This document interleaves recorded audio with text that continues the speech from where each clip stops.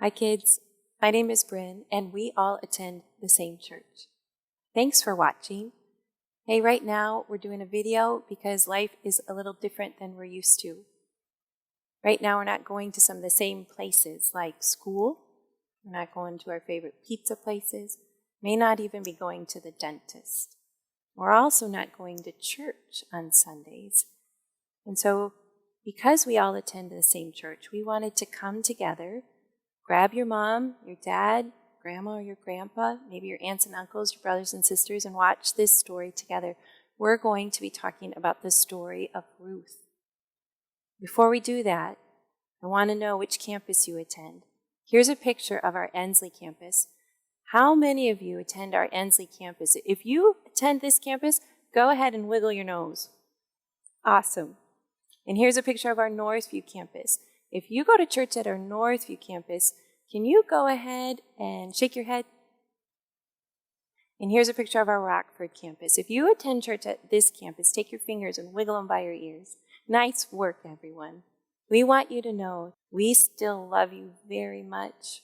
We're praying for you, praying for your whole family. We believe God is with us right now. So thanks for being together. All right, you guys, we are so excited that we can still see you and be with you, even though we can't be together here at church. We are still excited that we can do this. So worship will be a little bit different as we are moving to doing these online videos. There is a link that you can click on below this video that will lead you to the Spotify songs. And then they are just the songs, so you can go ahead and sing and do the motions in the living room. You can teach your parents the motions if they don't know them to the song. I believe in you guys to remember those and still really be able to engage in worship together, because it is really important to do together and as a community, even though we are not all here. All right, you guys, another change that is happening is we are putting pause on going through the timeline until we all come back together. So I know last week we wrapped up the Old Testament and went through that and made a timeline together, but we're going to put a pause on it before we jump in to the New Testament. So instead, we're going to be jumping into a different part of the Bible that we are going to find out in just a second, and so that also means that we are going to have a new memory verse for this week as well. So I'm going to have one of my friends come up here, and they're going to introduce you to the new memory verse and the mystery box of where we're jumping into the Bible.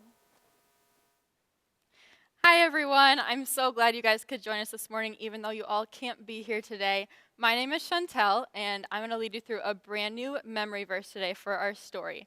So I'm going to read it through once and then I'll teach you the motions. It says, "The Lord is our judge, the Lord is our lawgiver, the Lord is our king, he will save us." And that is found in Isaiah 33:22. So our first motion today is one that we do a lot, so I bet you guys will get this pretty easy. It's Lord. So you're going to hold up an L with your hand, and you're going to draw a sash. Lord. Judge has two parts to it. So the first part, you're going to hold up two okay signs with both hands. Then you're going to move them up and down. So that is part one. And then step two to this sign, you're going to take both hands and hold them up and put your fingers together. Then you're going to take your thumbs and put them on your palms. You're going to draw a line down with both of them. So we're going to put those two parts together now. So we have our okay signs. We're going to bring them up and down. Then put your hands together and draw a line. Judge. Then we have Lord again. And then we have Lord again. And then we have a sign for king. So for king, you're going to hold up a number 2 or a peace sign. You're going to take your thumb and put it in between your fingers like this. And then you're going to draw a sash just like you do for Lord. And then our last sign is save. So this one we do a lot too. You're going to take your hands and fist, hold them across you, then you're going to bring them open. Save. All right, this time I want you guys to say it with me at home and try to do the motions too. The Lord is our judge. The Lord is our lawgiver. The Lord is our king. He will save us. Isaiah 33:22. Great job, you guys, so make sure you're practicing that at home so that you can memorize it. Now we're going to do our mystery box today. And I'm going to see if you guys can guess what's inside of here. So I have 3 clues for you. Are you ready?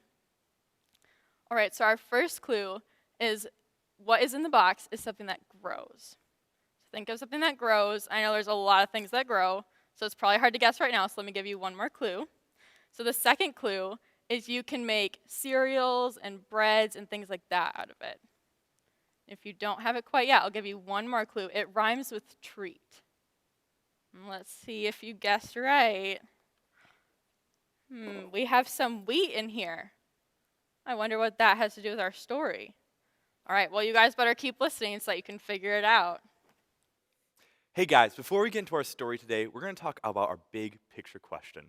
And that is, how does God accomplish his plan? And the answer to that is, God uses people for his glory and for our good.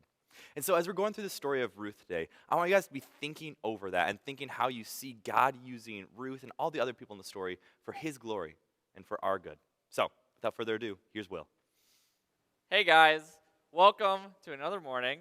I'm pretty excited to be here interacting with you through a screen. You remember that last week we talked about this great big old timeline. Well, today we're going to go back in time on our timeline back to Ruth and Naomi and Boaz, okay? And if you guys remember, we had the judges on our timeline, right? And this is all happening at the same time as that. So go get your timeline and find the judges on there, and then you'll know when this is happening in the Bible, okay? And, you know, it would be pretty boring just to watch me up here. So I actually went back in time using our time machine, and I pulled up these people from the Bible. They might look a little confused because this isn't their time or place, okay? They're just so boggled by everything that's happening. So they can come on stage now, all right? So we've got Ruth right here. And Ruth is the main character of our story. And then, here's her mother, Naomi. All right? And then, her sister-in-law, whose name is Yorpa. I think that's a great name. And then over here, we have this fella who actually represents 3 different dudes. He's all 3 of their husbands at the same time, but 3 different people at the same time also. It all makes sense. All right. So, here's the thing about these people, is that they lived in Judah, all right? But things weren't going so great in Judah at the time. In fact, there was a giant famine happening, which means that there was no food, not even a single potato. And so they were all really hungry, and they decided to go off and live somewhere else. In fact, they went to the land of Moab. So off with you. Go to Moab. Get. Goodbye. So they go off to Moab, and they're looking around, but it turns out that Moab is also in a famine. And these are still really difficult, really desperate times, all right? So they come back, all right, still wandering through Moab, scrounging around for some delicious foods to eat. They don't find anything. And as happens when you don't eat, sometimes you die. And so that's what happens with Naomi's husband. One moment he's alive, the next he's dead. All right? And they were all really sad about this, and they cried, and they weren't quite sure what to do. But then something else terrible happened. Orpah's husband died. Tragic. That's 2 at the same time. So they cried and they were sad. And then what happened next? Can you guess it? Ruth's husband died. All 3 of their husbands died at the same time. All right? And this was really sad and really, really tragic. All right? Not only did they not have any food anymore, but now their husbands were gone too. All right? And back in this day, it was really important for a woman to have a husband to provide for her and protect for her. All right? So, some of these people, Naomi and Ruth, or Ruth and Orpah, that is, they weren't from Judah, all right? So they were thinking to themselves, man, we better go back to the land that we came from because they're not Israelites, all right? So they get together, and they're trying to make a plan, and they're thinking, oh, what are we going to do? Where are we going to go? And Naomi, she turns to Ruth and Orpah, who are her daughter-in-laws, and she says, you know what? You young ladies, you've got a lot of life ahead of you yet, and I want you to go off and have great lives somewhere so you can leave me. I'll go back to my home, and you can go back and find another husband somewhere. And Ruth and Naomi, they really think about it really hard. In fact, at one point, they're puzzling, and they're discussing it with each other. They're just not sure what to do. And Orpah, she decides, you know what? I love Naomi a lot, but I think that this is really the right call. So I'm going to have to leave her. And so Orpah goes off and does something. We don't know. But she leaves. And so then it's Ruth and Naomi. And Ruth, she's not quite sure what to do either. And neither is Naomi. But Naomi's like, you should go follow Orpah. And Ruth decides, you know what? I'm going to stay with you, Naomi. You're the only person I have left in this whole entire world. So they stay together. And they go off to somewhere else to try and find food there. Bye, guys. And they're going to end up in a place back in Judah, all right? And Ruth is going to get kind of a strange job, okay? Because she still needs to, find food for Naomi and herself and all of that.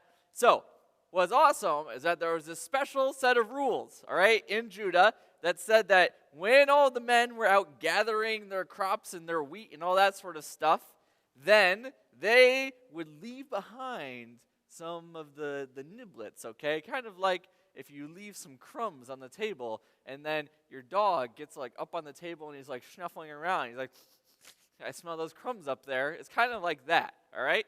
But unlike a snuffling dog, Ruth actually got some of this stuff. So every day she would go out and she would pick up whatever wheat was left in the field, all right? And we're going to find out what happens to her next week, all right? So thank you to my people from back in time for helping me out, all right? But before we move on, I want to talk about something that happens at the very end of this story, all right? So we've got Ruth and Naomi, all right? And they're pretty lost in the world, all right? They don't have much going on. They don't have very much power or money or anything like that. So they're a little bit in trouble. But thankfully, someone is going to come and he's going to redeem them, all right? And he's going to make a way for them to re-enter society, all right? And that's going to be awesome. And what's great is that we can look at this story and we can see that Jesus comes and redeems us eventually, all right? So that's awesome, and we're going to learn more about it next week. All right, you guys, I am so grateful that God has included the story of Ruth in the Bible for us to look at, and I'm thankful that we are going through this story right now.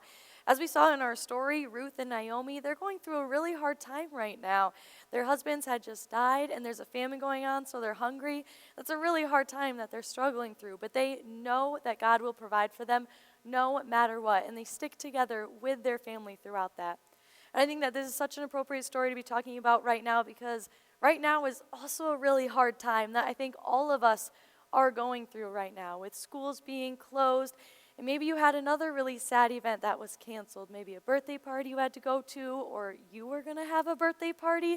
And Virtual City was canceled. Those are all really sad and hard things that we all are working through right now. And I just found out this week as well that my graduation day, I was graduating college, is officially going to be moved. And that was really, really hard and sad information for me to learn. That was nothing that I would have picked in my plan to have, but I know that I can trust God. We see as we've gone through the Old Testament up to this far and in Ruth's story that God is always there for us and always provides, and He loves us. He always loves us, and it's okay to feel scared and sad about things that are going on, but God is still with us and loves us. So I'm so thankful that we were able to go through Ruth's story and see that we have such a God who is always there and loves us. All right, you guys, so we have a specific fuse card that we made about Ruth, so that way we can dive into this story more together. So there'll be memory verses on there for you guys to do throughout this week, and then you'll get credit for that fuse card as well when we all come back together. And then another exciting announcement, and this one you got to go tell your parents. We are getting a B.kids Facebook page, so you can go tell your parents to join and like that on Facebook, and there'll be lots of fun B.kids resources for them on that Facebook page. So make sure you tell your parents about that. All right, you guys, and then I have a fun craft that I have here that you guys can do this week along with me. So I'm going to go through what supplies that you need and what we're going to be making, and it does relate to our story of Ruth. All right, you guys, so we're going to make a little wheat field all together. So what I did is I had brown paper and some yellow construction paper, but feel free to use whatever you have at home. If you just have white paper, you can color it yellow or orange to make your little wheat bushels. You can use whatever you have at home, but I used some yellow paper, and I cut it into strips about this length, just like this, and then cut them up like this to make some little tassels on my wheat.